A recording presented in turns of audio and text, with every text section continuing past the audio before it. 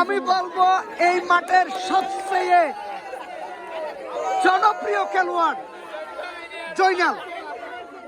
এত এত দর্শক যে কিনা সবসময় মাতিয়ে রাখে আমাদের সে জয়নাল ৭৪ নম্বর জার্সিদারির খেলোয়াড়।